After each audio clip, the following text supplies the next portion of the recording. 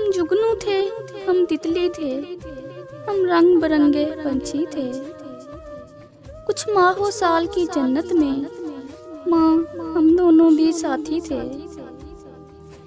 मैं छोटी सी एक बच्ची थी, तेरी उंगली थाम के चलती थी। तू दूर नजर से होती थी, मैं आंसू आंसू रोती थी। जब डरती थी मैं रातों को, तू अपने साथ सुलाती थी। माँ, तूने कितने बरसों तक इस फूल को सैंचा हाथों से।